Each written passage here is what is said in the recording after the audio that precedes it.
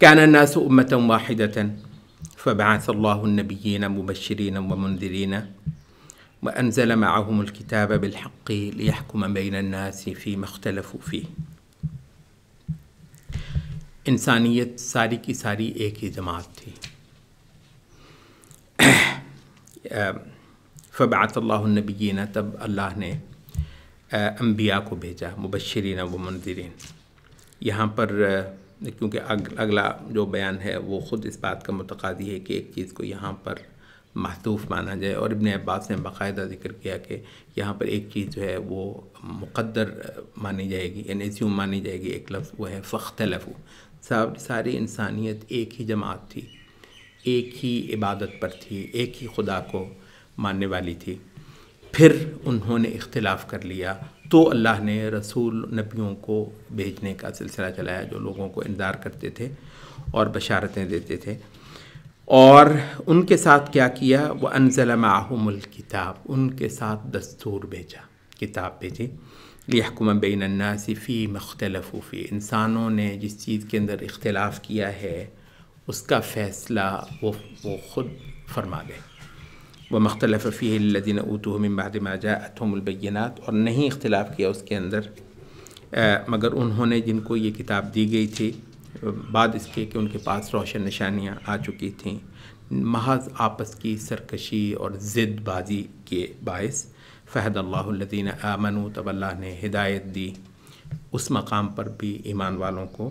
لِمَا اخْتَلَفُوا فِيهِ مِنَ الْحَقِّ بِإِذْنِهِ، ان سارے جھگڑوں نزاعات میں جن کے اندر انہوں نے اختلاف کیا تھا خاص اپنے اذن سے. وَاللَّهُ يَهْدِي مَن يَشَاءُ إِلَىٰ صِرَاطٍ مُّسْتَقِيمٍ، اور اللہ ہی ہے جو ہدایت دیتا ہے صراط مستقیم کی، البتہ اپنی مشیت، اپنی مرضی سے جس کو دے. یہاں ایک تو وہ جو ایک سوشیولوجی کا ایک بہت بڑا وہ ہے کہ یہ انسان ایک وحشی تھا، بلکہ وہ ایک مطلب ہے. اچھا، اس کو مت نہیں مانتے کہ جی پہلے بندر ہوتا تھا. ہم نے کہا انسان ہی ہوتا تھا، کہتے مت ہے. اور یہ بندر ہوتا تھا، یہ مت نہیں، ٹھیک ہے. تو بہرحال وہ ایک الگ ہے کہانی ہے، اور اس کے اندر مطلب نہیں پڑھ رہے. البتہ یہ ہے کہ قرآن مجید نے بھی ہم کو تاریخ پڑھائی ہے اور اس سوشیولوجسٹ سے مختلف پڑھائی ہے. انسان مہذب تھا، بے حد و حساب تہذیب پر تھا، اول دن سے یہ آیا ہے تو یہ خدا کی عبادت کرتا تھا اور اس کو پہچانتا تھا. اور ایک عرصہ تک یہ رہا کہ صرف اس کی ہی عبادت ہوتی تھی، اس کے علاوہ کوئی جھوٹا خدا جو ہے وہ نہیں پوجا جاتا تھا. یہاں تک کہ پھر انسانیت اختلاف میں پڑی، اور یہ اختلاف جو ہے ظاہر ہے یہ دین کا اختلاف تھا. تو اس اختلاف جب ہوا تو پھر جماعتیں بن گئیں، تو یہاں پر انبیاء کے ذریعے سے لوگوں کے فیصلے کیے گئے.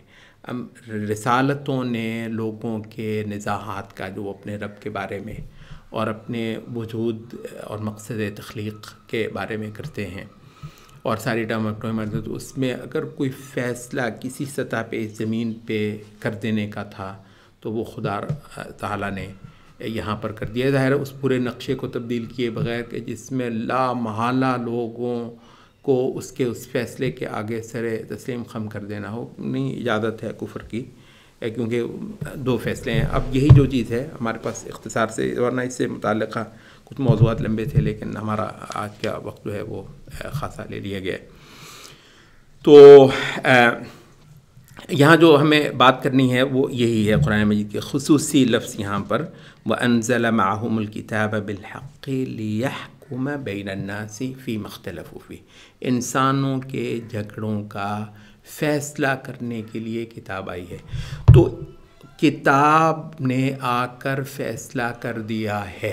دو فیصلے ہیں، ہم نے کل کہا تھا کہ خدا کے دو فیصلے ہیں. ایک رسالت ہے، رسالت کے ذریعے سے خدا نے فیصلہ فرما دیا ہے انسانوں کا، اور ایک پھر قیامت ہے کہ قیامت کے ذریعے سے وہ ایک فیصلہ فرما دے گا. ظاہر ہے وہ ایک بالکل اور سطح ہے. اس کے بعد پھر کون ہے جو نہیں ماننے والا، لیکن اس کو ماننے کا ایک وہ فیصلہ ہے جس کو ماننے کا فائدہ ہے، وہ کتاب کا فیصلہ ہے، وہ رسالت کا فیصلہ ہے.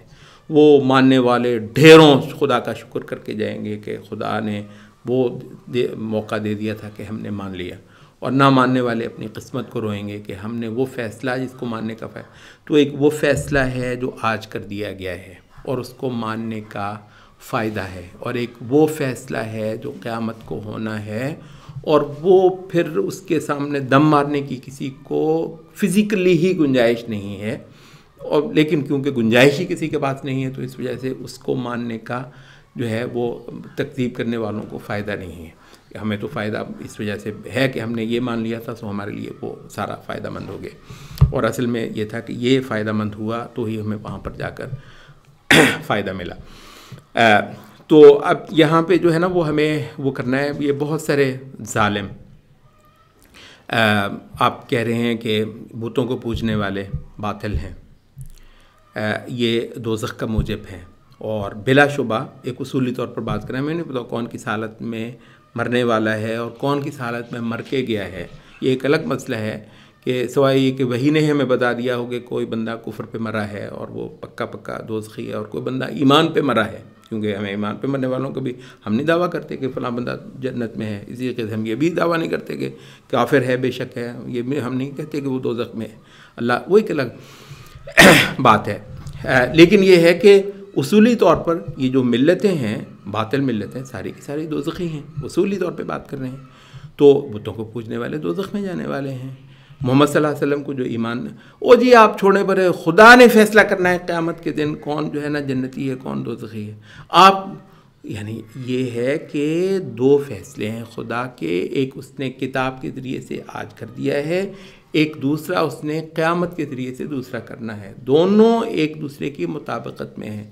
تو خدا نے جو فیصلہ کر دیا ہے نا، اس فیصلے کو قبول کرنا اور اس پر ایمان لانا، ایمان تو یہی ہے، ساری کی ساری عبادت یہی ہے۔ ہم نے جیسے کہا تھا ساری کی ساری عبادت بے حد و حساب مادہ اس عبادت کا بے شک اس انسان کے اندر ہے، لیکن اس کا کل فریم رسالت ہے، رسالت کے اندر یہ تو رسالت کے ذریعے سے جو فیصلہ ہوا ہے، جو محمد صلی اللہ علیہ وسلم کو نہیں مانتا، جو بتوں کو پوجتا ہے، جو بندہ آخرت پر ایمان نہیں رکھتا ہے، جو بندہ اسلام کے انبیاء کے دیے ہوئے عقائد کا انکار کرتا ہے، بلا شبہ وہ اصولی طور پر دوزخ کا جو ہے وہ مستوجب ہو رہا ہے۔